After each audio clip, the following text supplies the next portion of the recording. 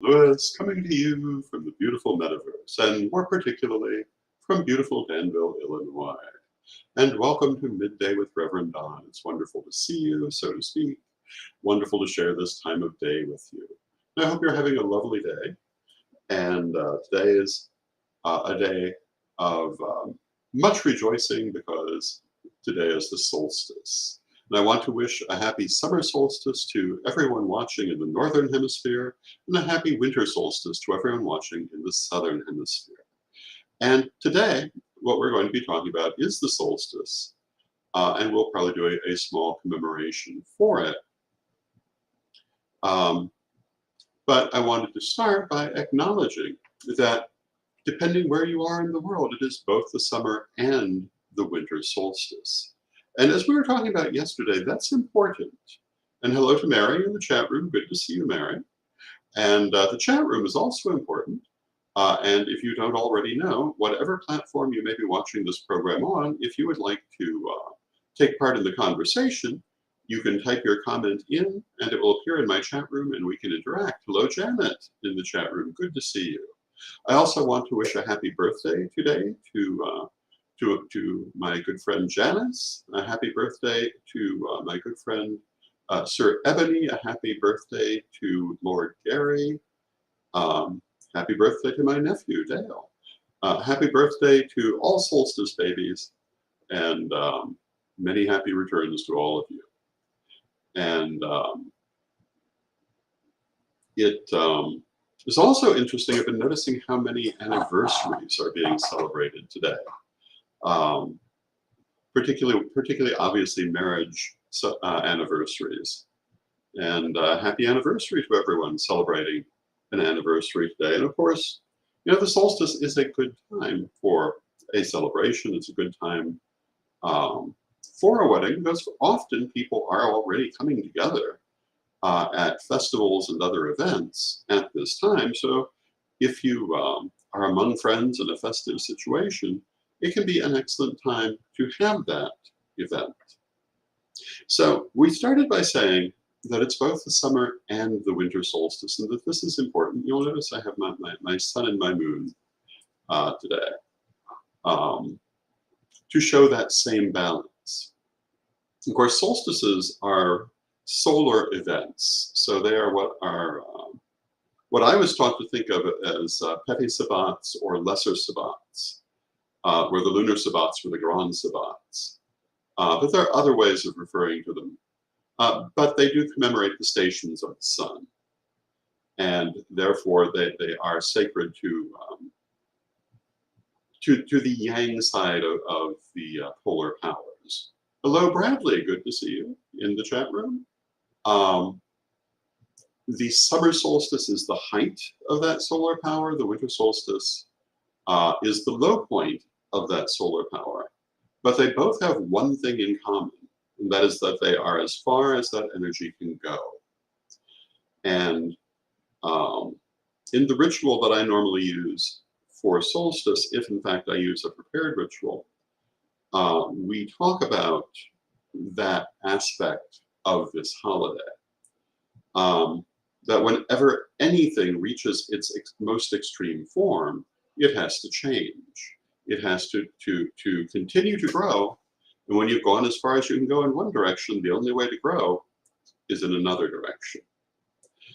So when the sun has reached the point of the longest day, it can't get any longer. It can't get any more yang. It has to start going yin. And when the sun has reached the point of the shortest day, it can't get any shorter. It has to turn around and become yang again. So this sabbat, regardless of whether you're in the northern or the southern hemisphere, is a moment of change, a moment of having reached the furthest extent in one direction and the need to take another. Now, of course, in the cycles of the year, that's always the same direction. The orbit of the sun is what it is.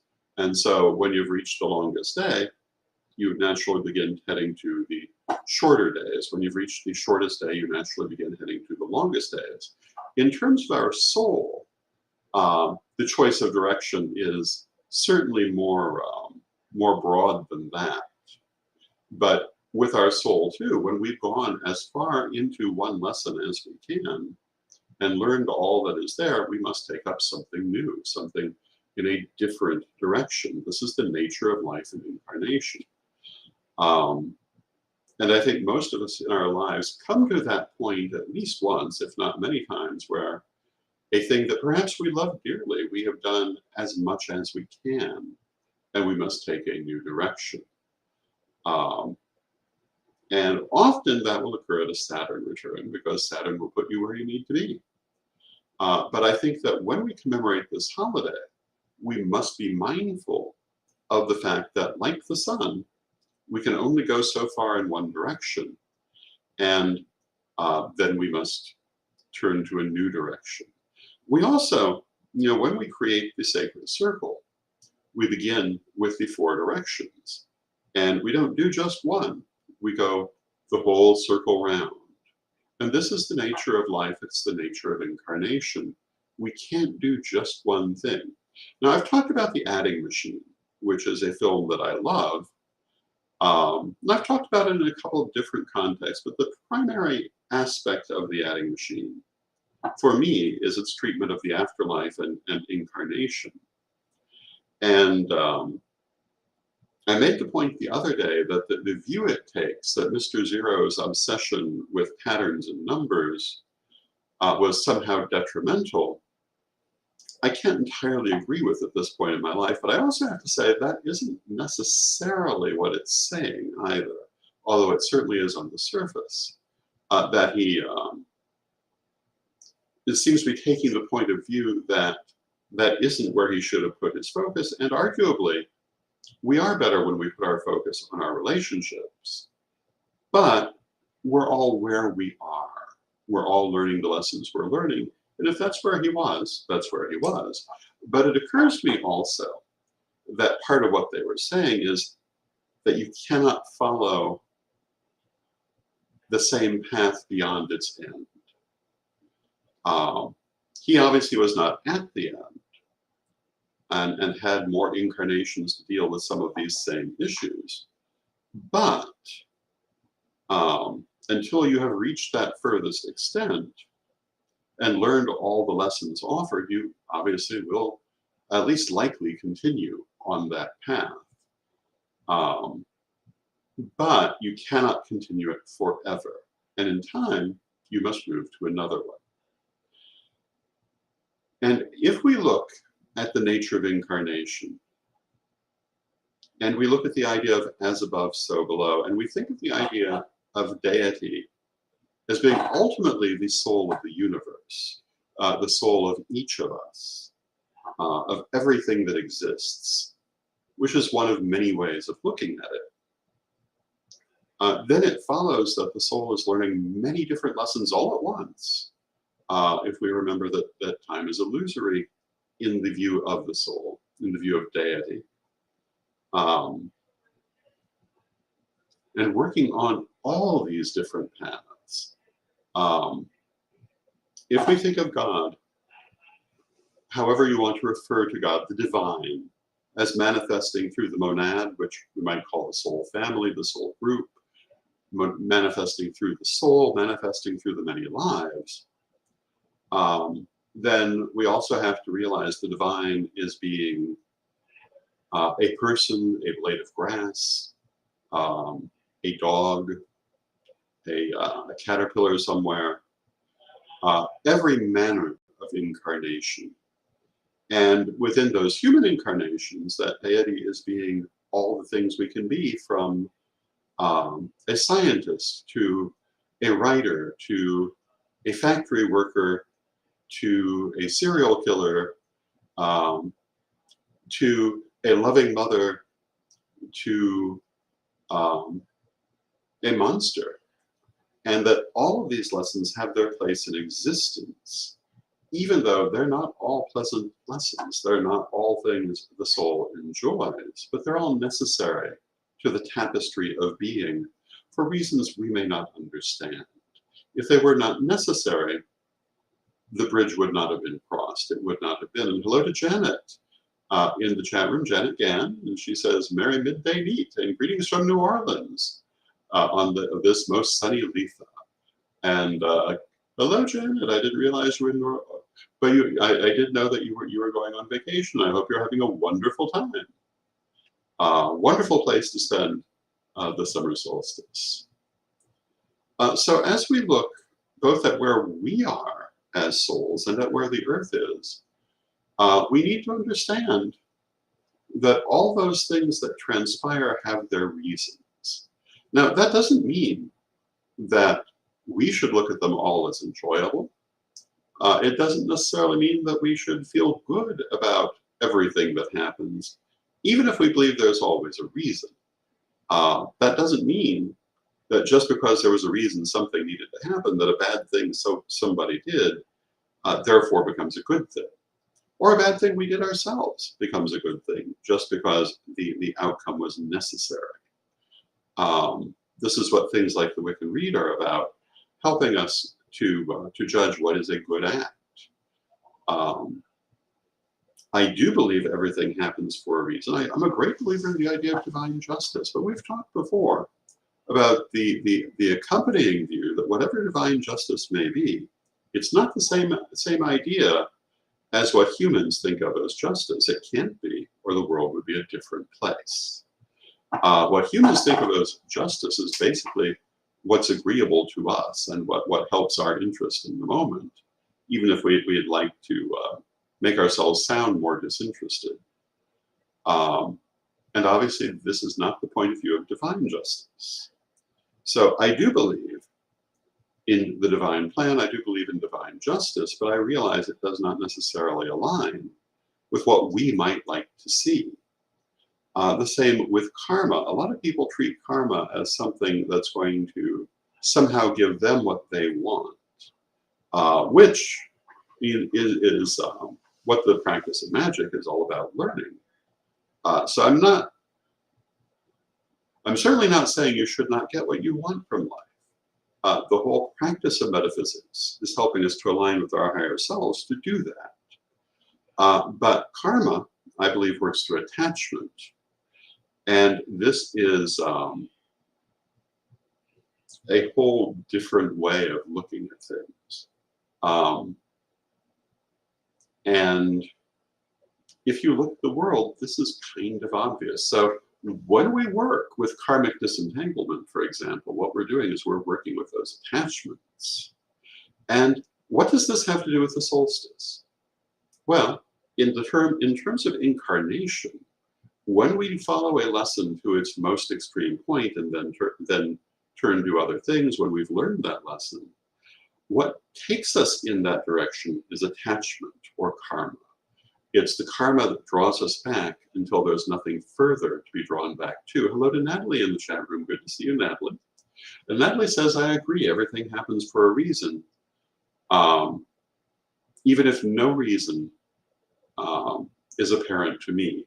At least that's how I'm interpreting the comment. And that's the thing. We may not know the reason. We also might not like the reason. If we knew it, that doesn't mean there's no reason. And that also doesn't mean, I was talking the other day about free will. And that if someone's free will is to rob or rape or murder, they're not entitled to pursue that free will if you can stop them. The idea that you must never interfere with a person's free will does not, in my opinion, apply in circumstances where you're defending yourself or others, especially against violence. We live in a world of increasing polarization and violence and potential violence at this moment, so I think it's very important to make that point. Just because someone feels you should not exist in the world and it's their free will to remove you does not mean you do not interfere with that free will. Of course you're going to interfere with the free will of someone who wants to remove you, or people that you love, or simply people who are innocent of having done anything. That is a free will that you oppose. Now, does that lead to further karma? Of course it does. But so does not opposing it. Everything potentially leads to karma because karma is attachment, and attachment is formed through our reactions to these situations. And as we go through life, those attachments will bring us back to what we need to learn until we have, in fact, learned it. So to me, when we look at the solar solstices, whether winter or summer, we are looking at sabbats that commemorate this concept of karma and what it does for us in existence, and a big part of the nature of incarnation, which is learning those lessons. And when we've learned them, we must move on.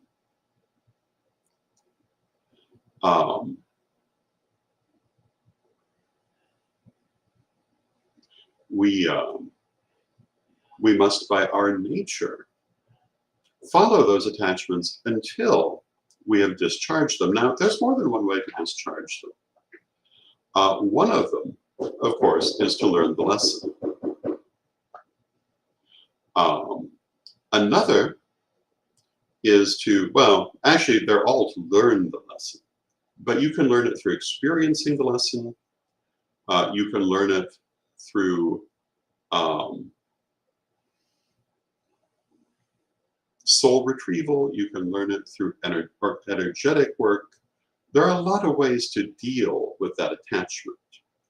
It's not all intellectually learning it. There are other ways to deal with it. But always we must resolve. Rather than learn, I'll say we must resolve the attachment.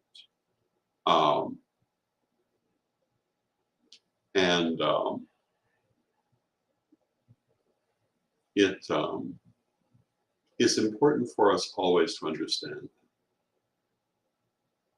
So at this point, I'd like to take a moment. I'm not going to do a full-blown solstice ritual, obviously. Though perhaps in future we might consider doing that for the sabbats, but I did want to take a moment.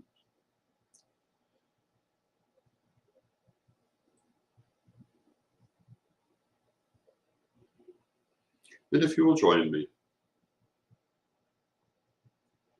Divine Mother Goddess, Divine Father God, beloved ancestors, we come to you in this moment of solstice.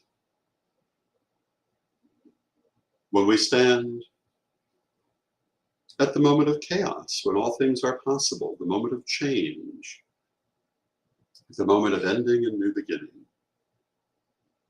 In this moment, all things are possible. It is the Fool card. Before the change occurs, we can claim whatever change we desire. So in this moment, let us all, in the presence of Goddess, God, and the ancestors, take a moment to claim the change we want to see in our life. As the sun changes its course on this day, let us consider our own course and where we want it to go. And let us now reveal our desire for the direction of our course to Goddess, to God, and to our ancestors.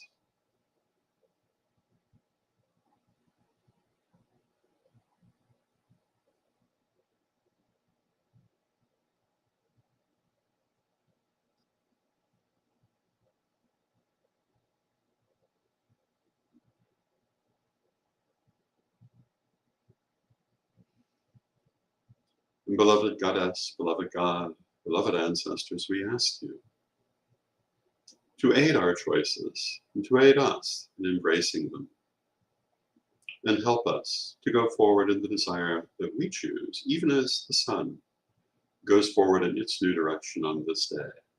For truly, whenever anything reaches the moment of furthest extension in one direction, it must turn. When the flower is at its most beautiful, it has already begun to die. Nothing can go beyond the furthest extent of its journey. And when we reach that moment, we must go forward in a new way. As we choose the direction for our journey, for some of us it will be new, for others it will be continuing forward as we are. But in this moment, let us be clear in what we wish to do. Divine Mother Goddess, Divine Father God, beloved ancestors, we ask you to aid us in being clear on our directions and how to move forward. And we thank you with great love and thanks. May the blessing be upon you now and always. And I thank you all for joining me for that very brief meditation. I want to say hello to Jan in the chat room. So we have at least 2 Janets and 1 Jan. And hello to all of you. And it is always interesting, I think, to think about this moment. The moment when the sun changes its course, the moment when anything changes its course. And in the meditation, I referred to the chaos moment. Oh, and hello to Joanne in the chat room. Hello, Joanne. It's good to see you.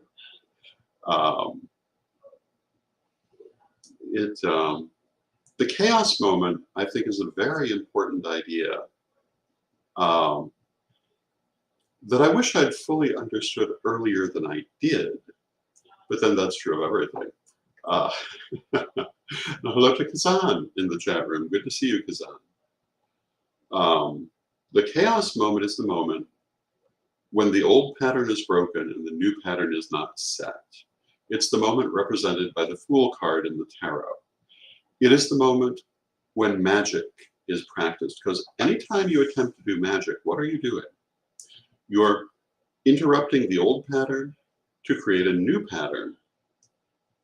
Even if you're attempting to perpetuate a certain thing, you're attempting to improve that direction. And so still disrupting the old pattern, changing the old pattern. Understanding magic means understanding and embracing the concept of chaos. Hello to Renee in the chat room. Good to see you, Renee.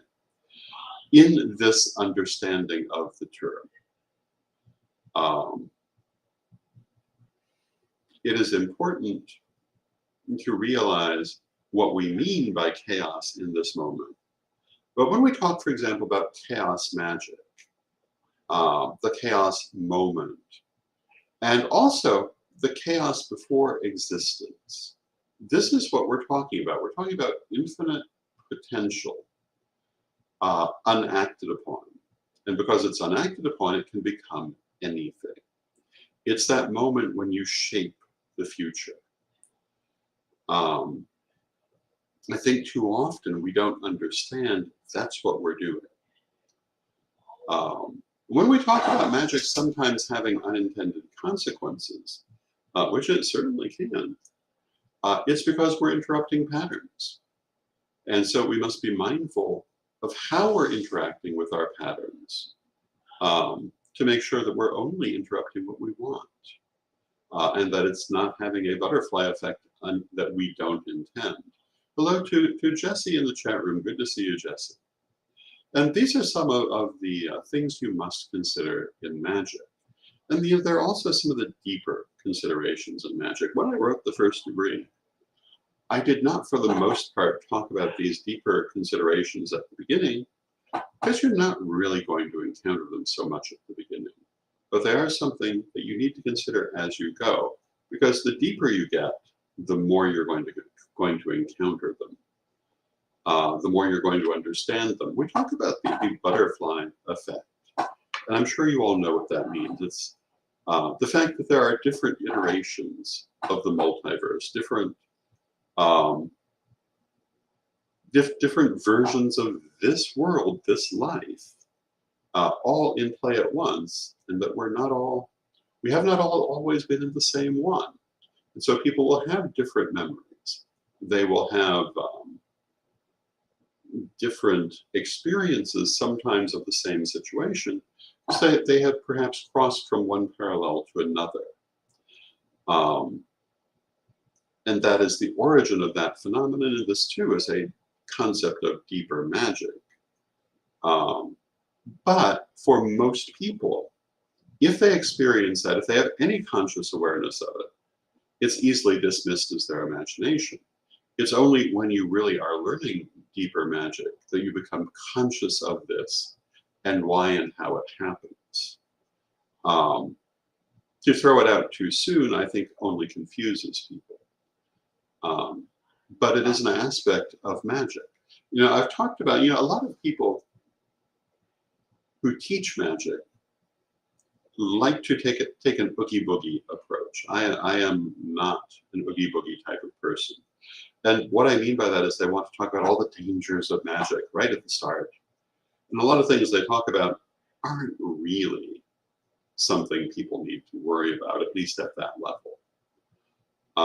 Not that it's not, the things they're saying may not have truth, but if they're training the person properly, they should not really have relevance at that point. They're things you discover, things you encounter at a later point. But the real danger people do come to when they practice magic, you don't, in my opinion, come to until you're pretty deep. And that is that you can lose your place in reality if you're not careful. What do I mean by that? What is reality? It's your sense of self. It's your sense of your relationship to the world. How can you lose that? Well, when you realize that your relationship to the world is fluid, that there are parallel lives, parallel existences, that it's a multiverse, not a universe, that time is not as rigid as we think it is, that it is ultimately an illusion that does not deal with spirit, and that in the end we are spirit. When you find that, yes, you can shape your will in the world and shape the world,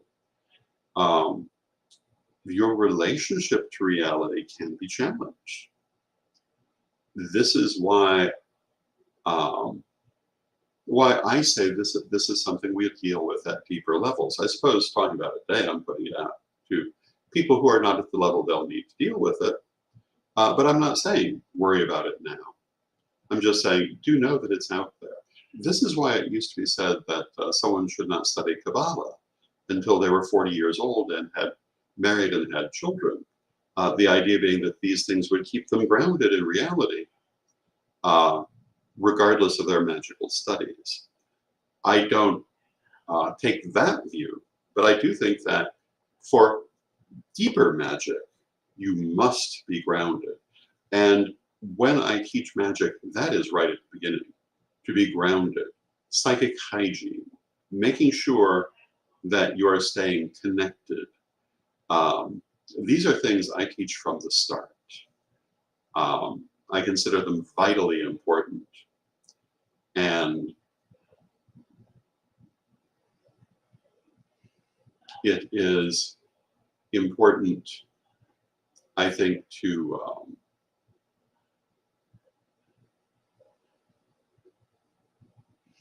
be mindful of these things if you're going to practice magic. You don't have to worry about that deeper aspect when you start.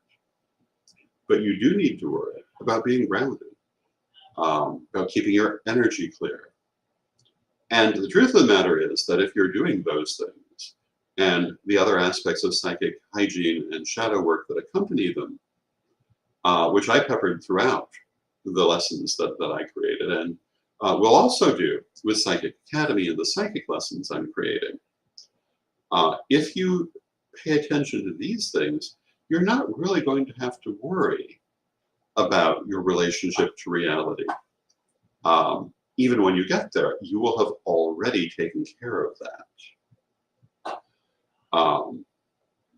But if you don't do those things, you can be caught. So when I say, do be aware that down the line with deeper magic, there are these issues. If you start pulling the threads out of your understanding of the cloth of reality, it could fray. Be aware also that if you have learned in a responsible manner, if you have kept your energy clear, if you've kept yourself grounded, if you've practiced good psychic hygiene, if you've done your shadow work, the truth is it isn't going to be an issue. You will have already dealt with it before you ever get there.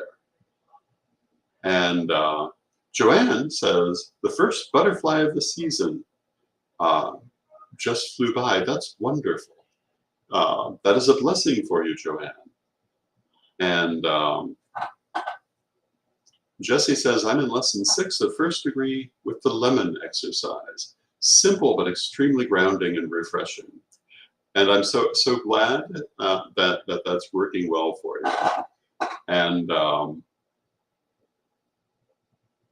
it is definitely, the butterfly is definitely a blessing to Joanne.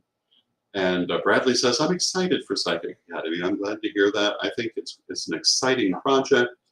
It's exciting for me, and it's going to be very interesting because I'm going to be doing, the anticipation is I'll be doing those lessons live. There'll be written versions, but there'll be live video classes, at least initially. And that will be an interesting challenge. Of course, I do live video classes. I'm going to be doing one this weekend on the nature and practice of magic as a Patreon seminar. But it's a discipline unto itself. And writing a class is very different from sitting down and giving a class. And so I want to be certain that I'm as thorough as possible in that live class. Even though I consider that more difficult than being thorough in writing. So it's going to be an interesting experience. But both the written and the live video components will be important because I'm sure there will be things that will probably show up in the written version that may have been missed in the spoken version, because that's the nature of things. I know in my vlog, and we talked about this the other day, and I realize I'm going over the half hour, so I apologize. I won't go too far over it. But I realize that in the vlog, because I was almost always speaking from the top of my head, there are things I might think of later and think, oh, I wish I'd mentioned that. But I didn't. And that's all right. It's part of that format. But when teaching, I want to make sure I mention everything. So the live classes will probably have copious written outlines. And with that, I see that we have gone over the half hour. I want to thank you all for joining me. I know many of you are joining me during lunch, so I don't want to detain you. But thank you so much for being here. I love this time of day with you. I love all of you. It's a great blessing to me to have this time to talk to you in the chat room. And hello to Brenda in the chat room, who says, I don't think any of us mind if you go over. Well, thank you, Brenda.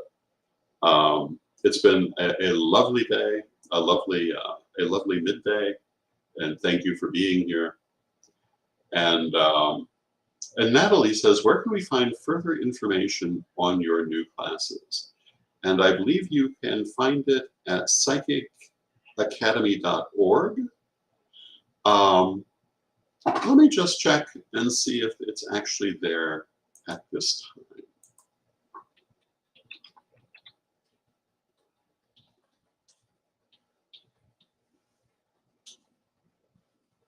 And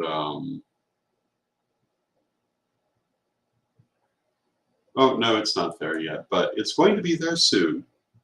At this time, I would say go to Sir Edward's page, and there are a number of postings on it. There are also a number on my page at Facebook. But if you go to facebook.com/EdAHubbard, you'll see a lot about Psychic Academy. And of course, facebook.com/Rev Don Lewis will also have some information on it. And there's more coming. And I'm expecting psychicacademy.org to be the place I would send you within a few days, but not quite yet. But it's rapidly developing. The classes are expected to begin on September 6th. So that is our expected launch date. And it's going to be the next big thing. Because why do anything by half measures? And my goal with Psychic Academy, or with the classes I am offering to Psychic Academy, I'm not the only teacher, and it's ultimately Sir Edward's project, but I will be one of the primary teachers, and my goal is to go beyond what has previously been done. Will I be successful? We'll find out. Or at least to go beyond what I have previously done. Because it seems to me that it's vitally important always to expand upon what we were given. When I created the Correllian degree lessons, I took everything that was in traditional Correllian teaching and more, and then added still more to create the idea of a more or less unified teaching system. Although the thing about the Correllian degree lessons is each teacher can add what they wish beyond that base, but everyone would have the same base. And I thought that was very, very important. But for example, in the first degree, I put much more than I got in my first degree. But it was also 20 years later. Of course, there's going to be more. And I often say that when I had my third degree, all those decades ago, Lady Crystal made a point to say, do not treat this as the end of your education. It's only the beginning. And I think that's true for every moment in life. It's always the beginning. They say it's always the now moment. It's also always potentially the chaos moment when all things are possible. It's always the beginning moment. And so I try to embrace that idea. I'm not always successful, but I try. And so with that, I want to say again, thank you so much for being here. I love you all. I love this time with you. And let us close with our prayer. Divine Mother Goddess, Divine Father God, beloved ancestors, we thank you for all that you do for us in our lives. And we rejoice with you on this glorious solstice day. Those of us celebrating the summer solstice in the northern hemisphere, those of us celebrating the winter solstice in the southern hemisphere, let us unite together in joy with Goddess and God and ancestors. And let us be mindful of the directions we go forward in. Help us, beloved ones, to choose those things that are best and most advantageous to our growth, and help us to embrace a path of love and joy. Beloved ones, we know you're always with us, but from respect, we thank you for your presence, and may you be blessed now and always. And I thank you for your presence. Again, I love you all, and I will hopefully see you all tomorrow. And until next time, may you bless.